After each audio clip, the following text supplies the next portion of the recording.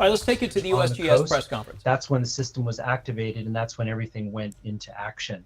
And so what should happen is that, and in many cases, people may have received at least a few seconds of warning time before the strongest shaking arrived at their location. But our advice to people is if you feel shaking or if you get an alert, to drop, cover, and hold on. She said mics are down. We're good. Our estimates also show, and also from the data from our interactive map at usgs.gov, also show that intensity levels of shaking as high as intensity 8 were estimated by the Shake Alert system and also ultimately observed by our seismic network.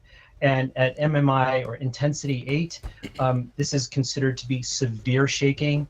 And so there could be slight damage to really well-designed structures, but considerable construction could have received, sort of common construction could have received considerable damage from this. So people probably saw things falling off of shelves, windows being broken, lots of shaking in the building, heavy furniture being moved. So all of these things are observed for this event. So one thing we are really wanting to make sure that people know is that to stay safe, aftershocks are possible. Be ready for more shaking, and be ready to take that protective action. At several earthquakes, at least 3 or 4, since this initial event, about an hour and a half ago or so, that we've received additional alert activations, Shake Alert system activations. Thank you. Great, thank you, Bob. We'll go ahead and move to our first question from William Mojado. If you could please reiterate your name and your affiliation, please. Yeah, thank you so much. William Mojado from the Sacramento Bee here. You all said that this was a strong earthquake, yet it's pretty normal for this area. I was wondering if you could put this earthquake in context, kind of historically. When was the last time this region saw this magnitude of earthquake? And yeah. Sure. So this area does have frequent earthquakes. The last significant earthquake in this area was the Ferndale earthquake in 2022. That released significantly less energy. It was a magnitude 6.4. There are also some other magnitude 6 to 7 earthquakes, 2021 and 2016. In 1992, there was a magnitude 7.2 earthquake in this area. So this is an area where sort of, every few years or a few decades, there's a significant earthquake of this time.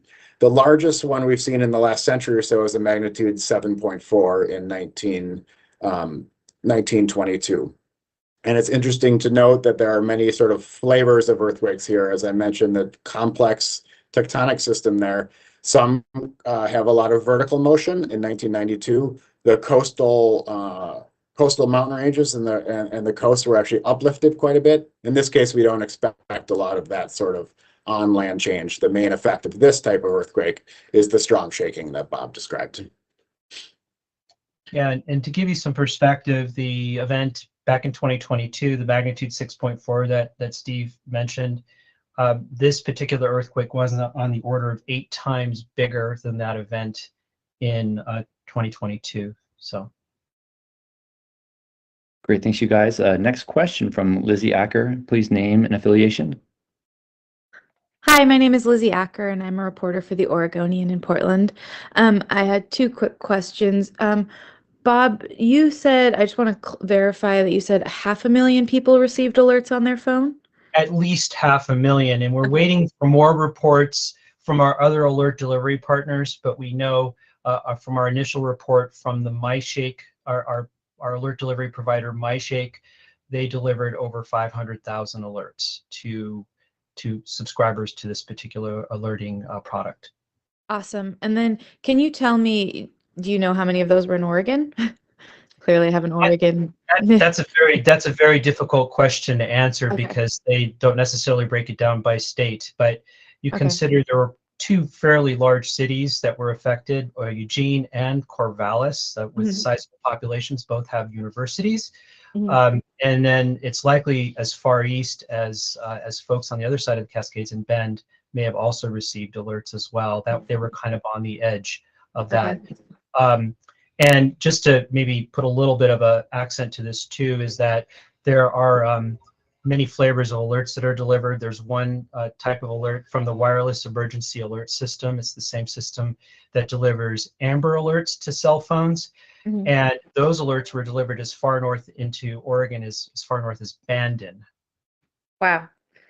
And then my second question, I guess that was my first two-part question, is the shaking you described, was that all in California or was any felt in Oregon? Do you know? Yeah, so in order for alerts to be delivered into places like Corvallis and Eugene and in those regions, the experience, the estimated shaking, this is very important, is the shake alert system estimates the shaking using about 1 second worth of data initially to make that estimate. What the estimated shaking for people in Corvallis and Eugene might have been something on the order of a heavy truck passing by your house. That's intensity 3. So it's sort of like those vibrations. You wonder, like, what was that? That's just happened? You know, was it a car? Was it whatever? But that's the estimated shaking, and that's where we begin to tell people that something is going on and that they need to take that protective action, drop, cover, and hold on. And you may ask the question, well, why do we tell people for such small amounts of shaking for an earthquake like this? Well, it's exactly something like this. Earthquakes can grow in size. And so our goal is to make sure to get alerts to people. We prioritize the people who need the alerts the most, who could feel the heaviest shaking, but also get alerts to people to give them time to take that protective action if the earthquake continues to grow in size and the shaking gets to be stronger. Thank you so Great. much. Thank you. Thank you. We're going to go ahead and move on to the next questions. There's five people currently with their hands up and one in the chat. So I just want to ask you to ask a question, and then we'll come back to you for more questions if you have one. But next up is Hannah Hagman. Name and affiliation. Hi, I'm Hannah. I'm with the San Francisco Chronicle. I have a clarifying question. At the last press conference, which was super helpful, I asked a question about the earthquake that occurred near Cobb, California, which was initially estimated in the 5 to 6 range. And then Christine Gould mentioned that it was a much smaller event, and then it, quote, reassessed to a 2.5 magnitude. My colleague brought up that on the USGS site, I think that's still a higher number. So I just wanted to follow up. Is that accurate that it was reassessed at a 2.5 magnitude? It was. I perhaps to refresh the page, but the number was adjusted to magnitude 2.5. Okay, yes. Great. Okay. Could I ask one more question, Paul, or do you want to come back to me? A quick question. Okay. Just Stephen, I was really interested in the science aspect you're talking about on how this earthquake occurred. Can you just also clarify? So it sounds like we understand this to be there was right lateral motion on the fault, and there was more. Can you talk about the horizontal versus vertical and the difference in damage? I'm really interested in that. Sure, and I'll just say this is all a little bit preliminary. We do continue to do analyses on the data to make sure we know exactly how these faults move. But based on the history of how earthquakes in this area occur and our current understanding of the data, this is a fault that trends east to west offshore Northern California, just south of Eureka area. Petrolia is the nearest populated place, which is a little town just south of Eureka in the mountains. And there's two sort of different parts of the Pacific plate. So the oceanic crust underwater, and the plate to the north, the Gorda plate, is moving to the east underneath North America, and it's moving faster than the plate to the south. And so because of that, this difference in velocity is accommodated on this Mendocino fault. And in this case, it appears that the fault, the earthquake, was what we call right lateral. So the plate to the north moves farther to the right. If you're standing on the fault, that's what it would look like if you're down there on the floor of the ocean. And so this is largely horizontal motion, and this is similar to the San Andreas fault, which is the most famous fault in California, has earthquakes, and those largely have horizontal motion. So they generate a lot of shaking, but it's not like one piece of land goes way up higher than the other. And there are other faults, for example, the Cascadia subduction zone to the north. That's the long fault that traces offshore the entire distance up up into offshore Canada. And that one tends to have a lot of vertical motion because it's actually one plate diving under another. So in this case, two plates sliding back against one another and largely horizontal motion. And so that is less likely to lift up the water and create a tsunami than if the ground actually moved vertically quite a bit. Yeah, imagine taking a cup of water and a knife and sort of slicing through the cup of water, and nothing really moves. The knife just sort of goes through, and that no water's moved really. Yep. Great, thank you for that analogy and that explanation. Next up is Monica Woods, affiliation, please. Hi there, Monica Woods, ABC 10 in Sacramento. Thanks again for doing this follow-up presser. I want to put into context and perspective, perhaps, that this was an offshore earthquake 7.0. A lot of people reaching out to us that they were in the 1989 San Francisco one, which was smaller. So what are the similarities and the differences in an offshore earthquake or a landmass earthquake?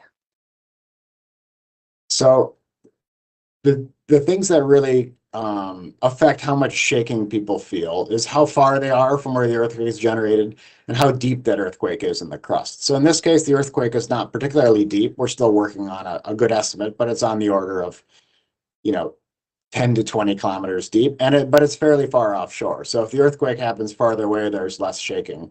And in the case of the 1989 earthquake, it occurred underneath the Santa Cruz Mountains in the Bay Area, and the shaking radiated under a lot of urban areas.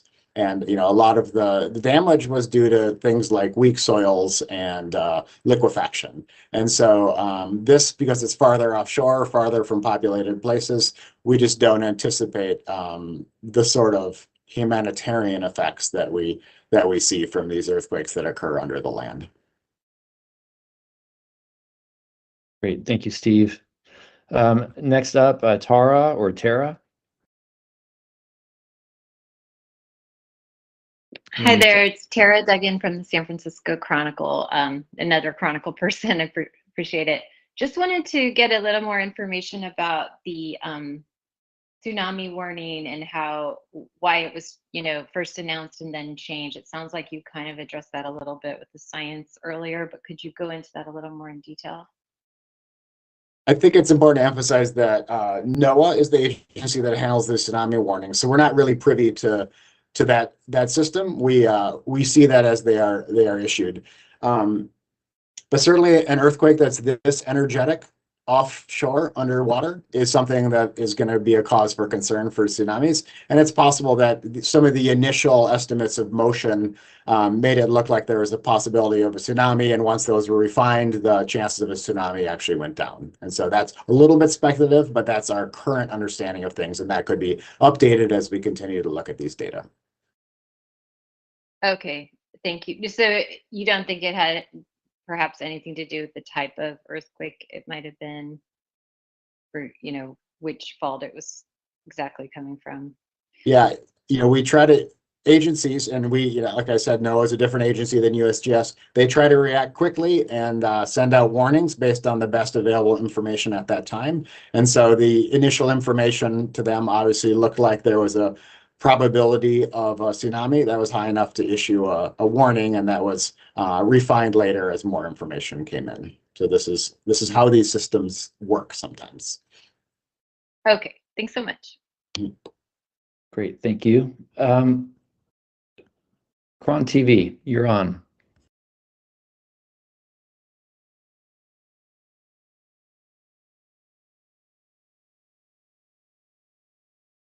Okay, we're not hearing you. I saw your mic came undone, but I'm not hearing you yet. Okay, you might want to check the mic settings in. I'm going to go ahead and move to Ravenna right now, Cron, but check your mic settings in the settings box there. Ravenna, and affiliation, please. Yeah, hi, Ravenna Koenig, NPR. I joined about 2 minutes late, so apologies if you answered this, but you had said that, in places there was intensity 8, there could be slight damage to well-designed structures, common structures receiving considerable damage. How widespread would you expect those impacts to be, and where, would you expect to see them? Well, Steve, you want to take that question? Or is that Go ahead, Bob.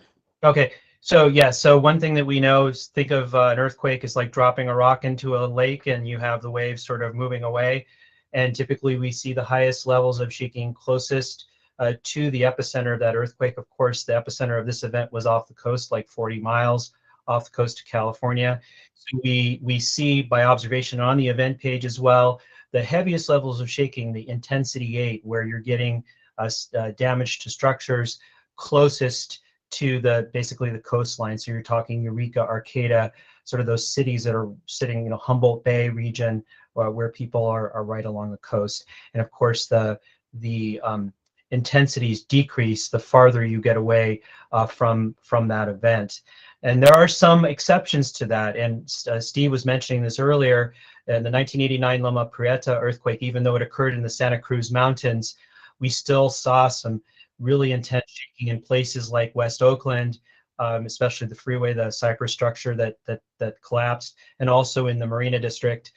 There are sort of site conditions, loose soils, that actually make seismic waves slow down and get bigger when they hit those softer soils. So you see some of those differences, but generally what you can say, and on the event page, you can see the highest levels of shaking that are closest to where the epicenter of the earthquake is off the coast. The one nuance I would add to that is in this area, Eureka is the main population center. That's going to be that, and some towns around that. And some of those towns sit on, like, the Eel River has a fairly large delta. Yes. There's some marshy sediments. There are some loose sediments. So the effects of what actually a structure is sitting on top of in terms of the soil conditions can be very important. So when we see an event like this, the first thing we think about are those people in low-lying areas, maybe on river or coastal sediments, that sort of thing, and places that are up on hard bedrock are going to be less affected. But again, it's pretty early for us to really have a good comment on the damage that occurred up there. Thanks, Steve. That's great. Yeah, thanks, you guys. Okay, Kron, looks like you guys fixed your mic. You want to try again?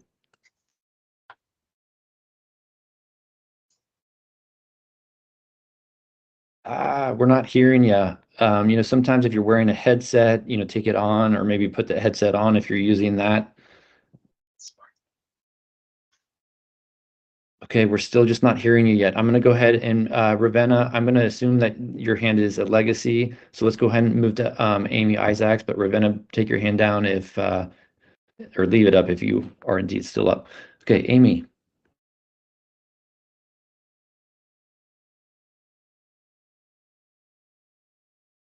Okay. All right, we'll just go ahead. Let's go ahead to Elise Cox. Hannah will come to you in a second. Elise Cox. Yeah, hi, it's Elise Cox, and I had 2 questions in the chat, but I was also curious about the relationship of this quake or quakes, which I'm asking you to clarify, to the the big one that's expected off of Point Mendocino. Sorry, does that make sense to you guys? I didn't totally catch that. Did you catch that enough, Bob? Yeah, did you hear me at all? Are you able to hear me at all? There might be some. Yeah, we can hear you. Maybe restate the question. Yes, please. Okay, so first of all, was it one quake or 2? There was one large quake. This magnitude 7.0 was the large quake, and that was far larger than any of the aftershocks that we've seen so far. Most of the aftershocks, I haven't looked at the latest, but are no greater than 4.3-ish, something like that. So one large 7.0 followed by some much smaller aftershocks. Okay, I did see that it had been measured as 7.3 by some of the equipment. It is possible there was an early estimate of 7.3 as more data has come in. It's been refined to 7.0, and one of our seismologists made a comment recently that they expect the magnitude to hold at magnitude 7.0. Okay, and how does this compare with other large quakes in the Bob, past? you want to take that one? Well, in the case of earthquakes in this particular region, I mean, in the last 5 years, we've seen events. You are watching the upward of USGS press to conference that's been magnitude going 6 on for quite some time now. We've been listening to all the questions, great questions, and obviously good information being shared with the good folks there with the USGS. So we've been on the air since 11. The earthquake hit about 10:44 this morning west of Ferndale, which is just outside Eureka traffic impacts. Yeah, so let's go ahead and bring those up here. You can see, there we go. You can take a look there along I-80 in the Berkeley area. You can see traffic is extremely heavy, and West Berkeley was one of those areas that was impacted in terms of those evacuation warnings, which obviously have now been dropped. So you can see there traffic very slow moving. This is I-80, so you can see both east and westbound lanes between San Francisco and Oakland. Obviously slow moving in that area, as well as Highway 101 as well. Very slow moving. Yeah, and just to start to put a bow on all of this, we had that major 7.0 earthquake at about 10:44 this morning, subsequent tsunami warning that ran for the next roughly hour and 10 minutes and some change there. But just to, again, to kind of recap this, since about 12:35 p.m., there's been at least 35 aftershocks in Northern California. And the largest was about a 5, as we heard in the presser there. So this is still a very seismically active area. You kind of would expect this following a major earthquake like this one. But in terms of impacts, thankfully, it seems like, based on what we've seen so far, relatively minor stuff. We have some new pictures in. Let's share those with our viewers. We have some new pictures just in showing the damage of the Shelter Cove General Store in Humboldt County. We're told that the owner said that they're used to earthquakes at this particular location. Oh, there it is. But they're getting pretty good here. They got a pretty good, it's the worst she can remember since she was a kid. And she said she's a third-generation owner of the store. So you put that into perspective in a high earthquake area, this is a pretty good tumbler up there. Nobody was hurt, but she did lose a fair amount of inventory there. Wow. Yeah, but if all we're talking about, and I know this is a small business and I don't want to diminish that, but if all we're talking about is some stuff fell off some shelves and some lights and blinds were moving around, that's good perspective to have, because we could have had a mega wave coming down the California coast. And we want to thank all the viewers that sent in the pools, water sloshing around, the lamps, the chandeliers moving around, because the impacts were felt far and wide, even right here at home. Yeah, we've been getting messages, we've been getting photos, videos, and it's just, we've been able to share it, and thank you for all of that. And thanks for staying with us since 11 a.m. on this breaking news coverage of the earthquake. Once again, we had several developing and breaking news stories, and here's a quick recap of those. Okay, the 7.0 earthquake hit just before 11 o'clock this morning. The epicenter was in the Pacific Ocean southwest of Eureka. It was felt as far south as Modesto. We've been hearing from people from there as well as Yuba City. We also got video from Sacramento County as well. We got video from Chico, Yuba City, as I mentioned. So this is Eureka, the video right there, that chandelier going. And it's pretty consistent with some of the things that we got here as well. You know, in Southland Park, the video of shaking of lights and poles. And this is Yuba City right here, Hilbers. Thanks to Bill Cantrell for sending this in. So everything was pretty consistent with what we were getting throughout the region. Yeah, so turning now from earthquake coverage to a story that we were following all morning here on ABC 10. So we have new information now on a shooting that left 2 kindergartners hurt in Butte County. The sheriff now saying both the 5- and 6-year-olds are in critical but stable condition. That shooter died of a self-inflicted gunshot wound on the campus of Feather River School of Seventh-day Adventists. And we are expecting a press conference this afternoon at 3. And of course, we will bring it to you live on ABC 10+. It sounds like the 2 young men there at the school, their condition is a little bit better. When you put the word stable in, instead of what we've been reporting all day of extremely critical. So a lot of prayers are being answered there. Still a long recovery to go, though. Yeah, Carson Shuey has been sentenced to 15 years to life for second-degree murder in Placer County. As for 2 counts of possession, he received a midterm of 1 year, and for aggravations, an upper term was set of 4 years. This is that county's first fentanyl murder trial. All right, that's going to do it for us. Stay with us for updates throughout the course of the day. Of course, breaking news and all of our top stories you can get on our streaming app, ABC 10+. You can also watch live coverage coming up here at 2:30. The app is free to download wherever you stream. We're also expecting Governor Newsom to be speaking about what happened with the earthquake as well. But in the meantime, we always thank you for watching, and our next regular newscast comes your way, of course, tonight at 5 o'clock. Thanks for watching. Have a good day.